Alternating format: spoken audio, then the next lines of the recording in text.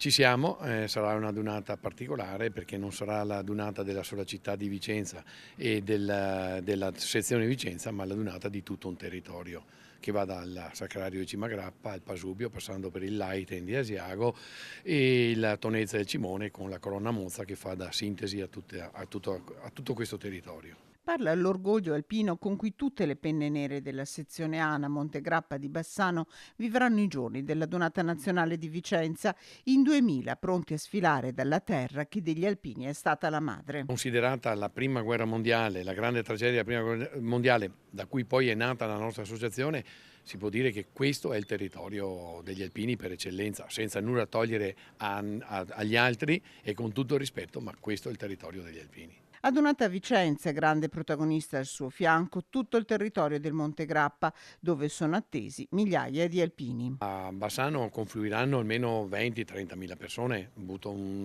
una cifra così, però sono sicuro che sarà molto vicina alla realtà, perché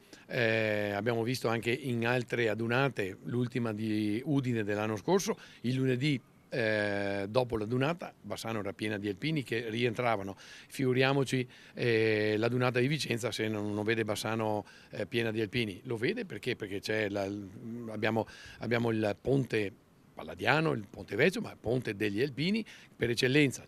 la città di Bassano è città dedicata agli alpini, perciò non si può prescindere da un passaggio a Bassano. E sarà la caserma Montegrappa di Bassano a dare alloggio agli alpini in armi che apriranno lo sfilamento di domenica 12 maggio. Ospiteremo il sabato sulla domenica la 43esima compagnia del battaglione Aosta che domenica mattina aprirà la sfilata. Sono gli allievi del centro addestramento alpino di Aosta che verranno a pernotare a Bassano, alla caserma Montegrappa, e saranno nostri ospiti il sabato sera. Ecco, questo è un bel esempio di alpinità a tutto tondo, insomma.